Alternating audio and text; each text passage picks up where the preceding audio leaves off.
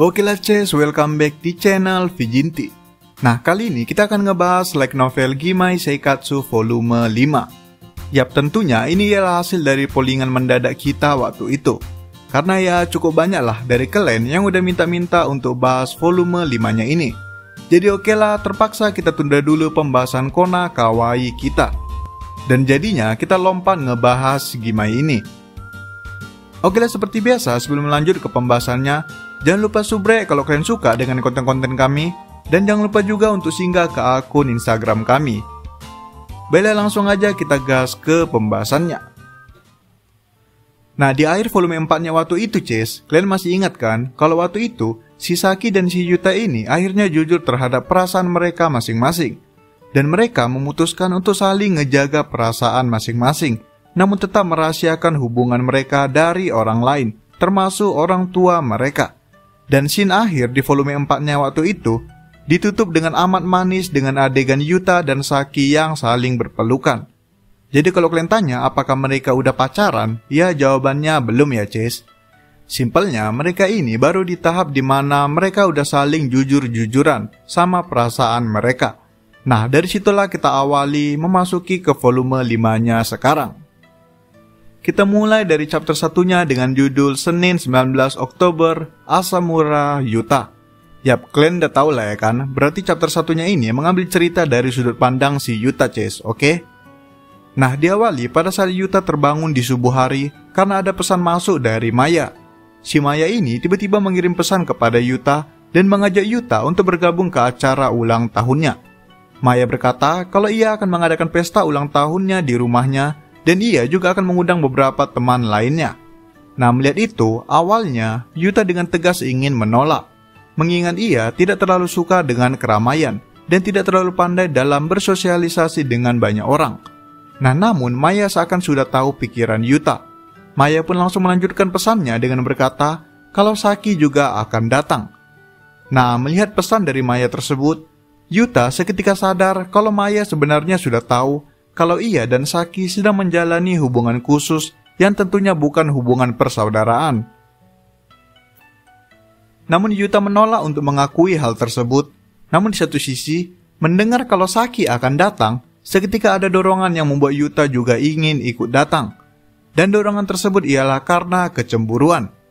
Yap, si Yuta ini tidak ingin Saki pergi ke sana dan berjumpa dengan cowok lain. Apalagi di volume sebelumnya itu, Ces, si Yuta ini pernah melihat Saki sedang berbelanja berduaan dengan seorang cowok yang bernama Shinjo.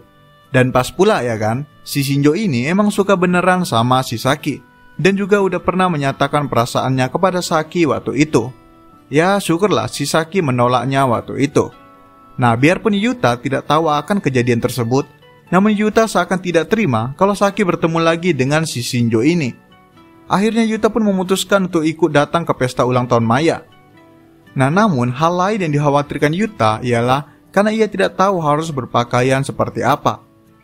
Yuta tidak memiliki selera fashion yang baik seperti Saki. Nah, karena itulah Yuta pun memutuskan untuk meminta saran fashion kepada Saki. Yap, sekalian modus lah ya kan. Oke lah, kemudian di pagi harinya saat sedang ingin sarapan, Yuta tidak menemukan Saki di ruangan makan, yang artinya Saki belum bangun. Yuta pun sedikit heran karena jarang Saki bisa selengah dan tidak tepat waktu seperti itu. Yuta pun memutuskan untuk menyiapkan sarapan mereka terlebih dahulu sambil menunggu Saki bangun. Nah, setelah cukup lama, Saki tak kunjung bangun juga. Yuta pun mulai sedikit khawatir karena nantinya Saki bisa terlambat ke sekolah. Yuta pun tidak memiliki pilihan lain dan memutuskan untuk membangunkan Saki di kamarnya.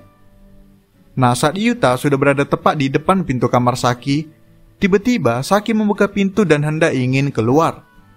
Yuta pun bertemu dengan Saki dengan kondisi di mana Saki masih menggunakan piyama tidurnya dan masih sangat berantakan. Mau berantakan pun tetap aja manis ya kan? Oke, lanjut. Nah, Saki melihat Yuta yang ada di depannya seketika langsung memerah malu karena ia sudah menunjukkan sisi buruk dan sisi lemahnya kepada Yuta, yang dimana Yuta ialah orang yang ia sukai. Saki pun seketika langsung menutup pintu kamarnya dengan cepat dan berkata kalau ia akan segera bersiap. Yuta yang mendengar itu pun memutuskan untuk kembali ke dapur karena tidak ingin mengganggu Saki lebih jauh lagi. Namun di satu sisi, Yuta di sini sedikit bersyukur karena ia sudah mendapatkan keberuntungan di pagi hari, yaitu bisa melihat Saki dengan tampilan baju tidurnya. Namun Yuta berusaha keras menahan ekspresinya karena takut Saki akan marah nantinya. Oke, kemudian berlanjut saat Saki dan Yuta sedang sarapan berdua. Di sini, Yuta menanyakan soal pesta ulang tahun Maya kepada Saki. Saki pun menjawab kalau Maya sudah memberitahunya juga. Itulah sebabnya Saki bisa bangun telat hari ini, karena semalam ia teleponan dengan Maya sampai cukup larut. Saki pun melanjutkan kalau ia juga akan pergi ke pesta ulang tahun Maya. Nah, Yuta yang mendengar itu seakan merasa kalau ia sudah membuat keputusan yang tepat untuk ikut juga. Kemudian Yuta pun menanyakan saran kepada Saki mengenai hadiah dan pakaian apa yang ia harus siapkan nantinya.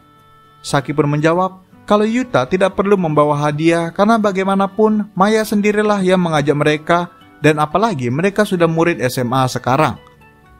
Yuta berkata kalau alasan ia khawatir ialah karena Yuta sendiri belum pernah sekalipun memberikan hadiah kepada seorang wanita. Nah, mendengar itu, Saki seakan terlihat sedikit senang dan langsung mengusulkan agar mereka membeli hadiah bersama nantinya. Yuta pun setuju dengan hal itu, mengingat ia juga sekalian bisa meminta Saki untuk memberinya saran terhadap fashionnya. Mereka pun sepakat untuk belanja bersama besok sepulang sekolah. Oke, kemudian dilanjutkan setelah sampai di sekolah, tepatnya di kelas. Yuta di sini sedang berbicara santai dengan sahabatnya Maru. Nah, tiba-tiba saat sedang asik berbicara, Shinjo tiba-tiba datang dan bergabung ke percakapan mereka. Kalau kalian lupa, Ches, si Shinjo ini merupakan orang yang suka sama si Saki dan orang yang nembak si Saki waktu itu. Dan juga orang yang pertama tahu kalau Yuta dan Saki ialah saudara tiri. Nah, si Shinjo ini bisa dibilang teman lamanya si Maru, sehingga ia bisa dengan santai bergabung ke percakapan mereka. Shinjo pun langsung memperkenalkan dirinya sekali lagi kepada Yuta, seakan ingin menunjukkan kesan yang baik. Yuta pun membalas ramah, namun langsung to the point dan menanyakan apa tujuan dari Shinjo. Shinjo pun menjawab kalau ia ingin mendekatkan diri kepada Yuta, mengingat Yuta ialah saudaranya Saki. Yap, simpelnya nih, Ches, si Shinjo Lapket ini pengen ngedekatin Yuta karena ada niat tersembunyinya. Shinjo berkata kalau ia ingin dekat dengan Yuta karena siapa tahu ia bisa lebih mengenal Saki melalui Yuta nantinya. Ya, menggelikan sekali ya saudara-saudara. Nah, Yuta yang mendengar itu tidak terlalu mempermasalahkan hal tersebut, mengingat ia juga sudah tahu kalau Saki hanya suka terhadap dirinya. Namun di satu sisi, ya pasti agak canggung lah kalau ada orang yang datang ke kita karena ada maunya. Nah, namun Shinjo membalas kalau ia memang juga ingin berteman baik dengan Yuta.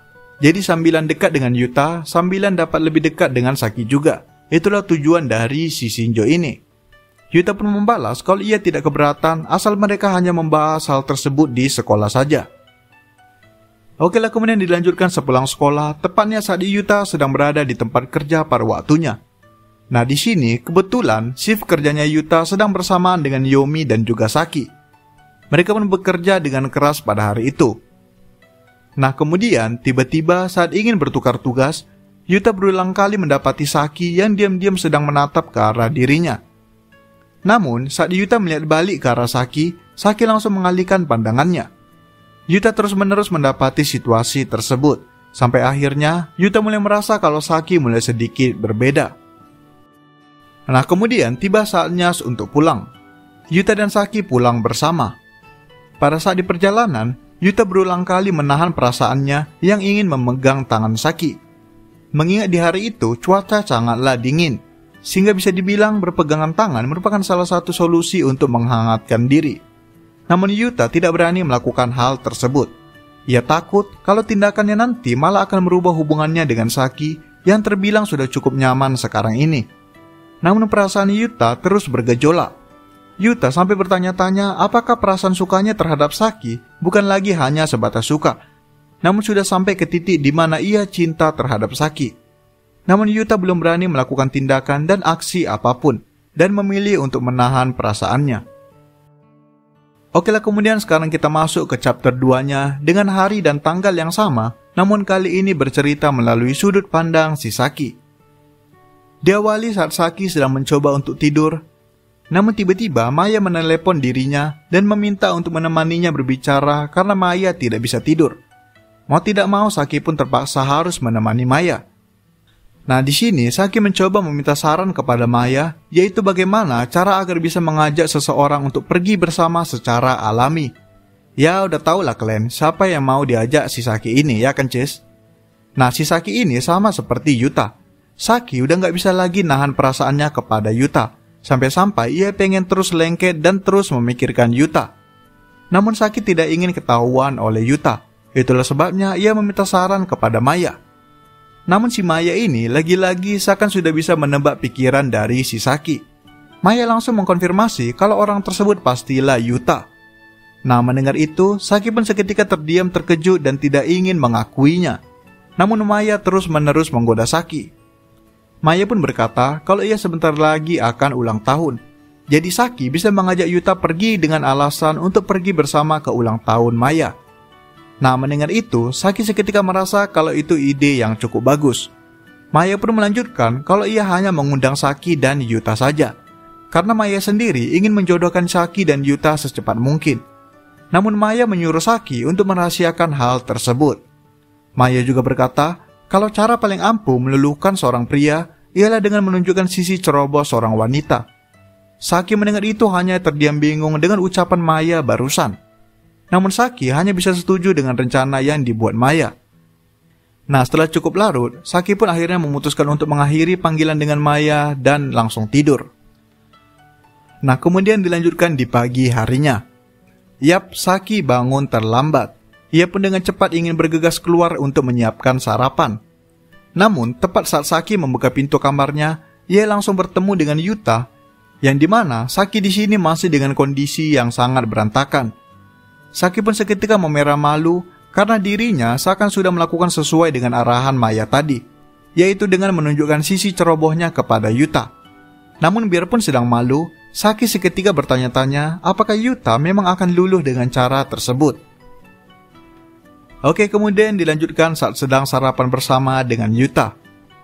Mulai dari sini, udah persis seperti yang aku ceritakan dari si sudut pandang si Yuta tadi, Cis. Mereka sarapan dan Saki mengajak Yuta untuk pergi belanja hadiah bersama. Nah, namun kalian ingatkan tadi, pas Saki sempat merasa senang karena Yuta belum pernah memberi hadiah kepada wanita sekalipun. Nah, di sini Saki memang merasa sedikit lega dan senang karena belum ada satupun wanita yang pernah mendapat perhatian lebih dari Yuta. Saki pun seketika sangat menantikan kencan berbelanja mereka besok. Oke lah Cis, sekian pembahasan Gimai part 1-nya. Yap, kayak yang kalian lihat sendiri, si Saki ini udah agak agresif lah ya kan. Kayaknya ada yang calon-calon jadi bucin nih ke depannya. Ya, kita lihatlah perkembangan mereka nanti di part-part selanjutnya. Oke lah, sekian pembahasan untuk kali ini. Jangan lupa like, komen, subscribe, and goodbye Cisku.